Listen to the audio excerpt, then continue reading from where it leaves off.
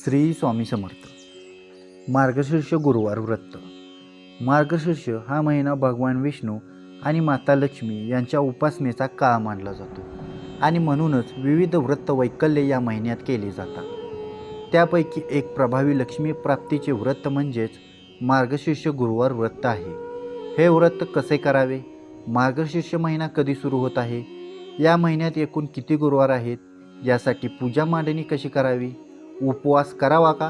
या व्रताचे उद्यापन कधी व कसे करावे ही सर्व माहिती आज आपण या व्हिडिओमध्ये जाणून घेणार आहे। पुढे जाण्याआधी चॅनेलवर नवीन असाल तर चॅनेलला सबस्क्राईब करा, व्हिडिओला लाईक करा आणि बेल आयकॉनवर क्लिक करून ऑल नोटिफिकेशन सिलेक्ट करायला विसरू नका। 13 डिसेंबर 2023 रोजी मार्गशीर्ष महिना सुरू होत आहे आणि पहिला गुरुवार 14 डिसेंबरला आहे। या महिन्यात एकूण 5 गुरुवार आहेत। 14 डिसेंबर, 21 डिसेंबर, 28 डिसेंबर, 4 जानेवारी आणि 11 जानेवारी। यापैकी 11 जानेवारी या 5व्या गुरुवारी आपल्याला या मार्गशीर्ष गुरुवारचे उद्यापन करायचे आहे। हे व्रत प्रत्येकाने करावे। हे व्रत केल्याने आपल्या घरामध्ये धनलक्ष्मी नांदते, सुख शांती नांदते, आरोग्य नांदते, आर्थिक अडचणी सुटतात। हे व्रत कोणीही करू शकते, पण हे व्रत करताना काही नियम पाळणे आवश्यक आहे। त्यासाठी पहिला नियम म्हणजे कांदा, लसूण आणि मांसाहार पूर्णपणे वर्ज्य करावा। कमीत कमी दर गुरुवारी तरी आपण आपल्या खाण्यामध्ये, आपल्या जेवणात कांदा, लसूण आणि मांसाहार वर्ज्य करावे। त्यानंतर ब्रह्मचर्य पाळावं, आपल्या घरामध्ये शांतता ठेवावी, आपल्याला शक्य झाले तर उपवास करावा। आपण हे व्रत करताना या नियमांचे पालन आवर्जून करावे। मार्गशीर्ष महिन्यातील गुरुवार व्रत पूजा मांडणी ही पुढील प्रमाणे करावी। देवघरात किंवा ज्या ठिकाणी आपण पूजा मांडणार आहोत ती जागा स्वच्छ करून घ्यावी। त्या ठिकाणी गोमूत्र शिंपडावे। पाट किंवा चौरंग घेऊन त्यावर स्वच्छ लाल वस्त्र अंतरावे। माता लक्ष्मीचा फोटो चौरंगावर ठेवावा। चौरंगाभोवती रांगोळी काढावी। त्याचबरोबर आपल्या अंगणात ही रांगोळी काढावी।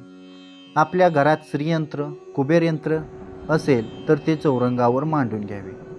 नंतर शुद्ध तुपाचा दिवा लावून दिव्याला हळदी कुंकू, अक्षता, एक फूल वाहून दिव्याची पूजा करून घ्यावी। यानंतर संकल्प करून घ्यावा। संकल्प करताना आपल्या उजव्या हातामध्ये थोडंसं पाणी घेऊन हळद, कुंकू, अक्षता, फूल घेऊन माता लक्ष्मीचे ध्यान करून संकल्प करावा। कुठल्याही पूजेची सुरुवात आपण करतो ती गणेश पूजनाने। त्यासाठी एका तामणामध्ये अक्षता घ्याव्यात। आपल्या देवघरातील गणपती बाप्पांची मूर्ती घ्यावी। मूर्ती नसेल तर मूर्तीच्या जागी सुपारी घ्यावी। या मूर्तीला किंवा सुपारीला शुद्ध पाण्याने, नंतर पंचामृत आणि पुन्हा शुद्ध पाण्याने स्नान घालावे। हे करताना ओम गण गणपते नमः या मंत्राचा मनातल्या मनात जप करावा। नंतर गणपती बाप्पांची मूर्ती स्वच्छ पुसून घेऊन चौरंगावर थोड्याशा अक्षता ठेवून त्या ठिकाणी त्या मूर्तीची स्थापना करावी। गणपती बाप्पांना गंध, अक्षता, फुले वाहावीत। गणपती बाप्पांचे पूजन झाल्यानंतर आता आपण कलश स्थापना करून घ्यावी। त्यासाठी एका तांब्यामध्ये शुद्ध पाणी घेऊन हळद, कुंकू, अक्षता, 1 रुपयाचे 1 नाणे, सुपारी यामध्ये टाकावे व त्या तांब्याच्या वर 5 पाने आंब्याची किंवा विड्याची ठेवून त्यावर नारळ ठेवावा आणि हा कलश चौरंगावर मांडावा। कलशाचीही हळदी, कुंकू, अक्षता, फुले वाहून पूजा करावी। नंतर आपल्या देवघरामध्ये माता लक्ष्मीची मूर्ती असेल तर ती तामणामध्ये घेऊन त्या मूर्तीला पहिल्यांदा शुद्ध पाण्याने, नंतर पंचामृताने आणि पुन्हा शुद्ध पाण्याने स्नान घालून 1 वेळा श्रीसूक्त म्हणावे किंवा 16 वेळा श्रीसूक्त म्हणत लक्ष्मी मातेच्या मूर्तीला अभिषेक करावा।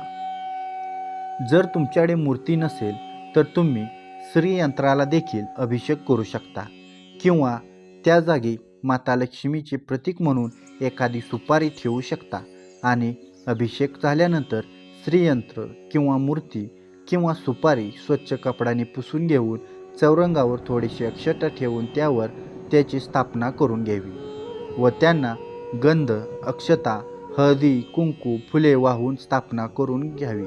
नंतर पूजेमध्ये जो आपण फोटो मांडला आहे त्याची पण पंचोपचारे पूजा करून घ्यावी। त्या फोटोलाही गंध, अक्षता, हळदी कुंकू, फुले वाहून पूजा करावी। याचप्रमाणे श्रीयंत्र, कुबेर यंत्र यांचीही पूजा करून घ्यावी। ही पूजा करताना माता लक्ष्मीचे नामस्मरण करत राहावे। यानंतर चौरंगावर थोड्या अक्षता ठेवून त्या ठिकाणी श्री महालक्ष्मी महात्म्य ही पोथी ठेवावी। त्या ठिकाणी ही पोथी ठेवल्यानंतर या पोथीची देखील पंचोपचारे पूजा करावी। ही सर्व पूजा झाल्यानंतर दूध, साखर किंवा कोणत्याही गोड पदार्थाचा नैवेद्य दाखवावा। ही पूजा आपल्याला सकाळी वेळ असेल तर सकाळी किंवा संध्याकाळी वेळ असेल तर संध्याकाळी करावी। अशा प्रकारे पूजा झाल्यानंतर नैवेद्य दाखवून नंतर आरती करावी। आरती झाल्यानंतर महालक्ष्मी महात्म्याची पोथीचे वाचन करावे। अशा पद्धतीने ही पूजा प्रत्येक गुरुवारी आपल्याला करायची आहे। या दिवशी श्री सूक्ताचे आपण 11 पाठ करावेत। महालक्ष्मी अष्टकाचेही 11 पाठ करावेत। त्याचबरोबर माता लक्ष्मीच्या बीज मंत्राचे जास्तीत जास्त पठण करावे। भगवान विष्णूंच्याही कोणत्याही मंत्राचे जास्तीत जास्त पठण करा। विष्णू गायत्री मंत्र, श्री स्वामी समर्थ षडाक्षरी मंत्र, श्री स्वामी समर्थ या मंत्राचा देखील पठण करावे। यातील आपल्याला जी सेवा शक्य होईल ती सेवा तुम्ही प्रत्येक गुरुवारी करू शकता। यापैकी तुम्हाला जी शक्य होईल ती सेवा तुम्ही नक्की करा। आता उद्यापन कसे करावे हे आता आपण पाहूया। प्रत्येक गुरुवारी अशा पद्धतीने पूजा केल्यानंतर शेवटच्या गुरुवारी म्हणजे 11 जानेवारी रोजी या दिवशी आपल्याला या पूजेचे उद्यापन करायचे आहे। प्रत्येक गुरुवारी प्रमाणे या 11 जानेवारी रोजी देखील गुरुवारी ही सर्व पूजा अशा पद्धतीने करून घ्यावी। आरती करून घ्यावी। या दिवशी आपल्याला आपल्या घरी शक्य होईल तेवढ्या कुमारिकांना किंवा सुवासिनींना जेवणासाठी बोलवून त्यांची ओटी भरून त्यांचा मान सन्मान करावा।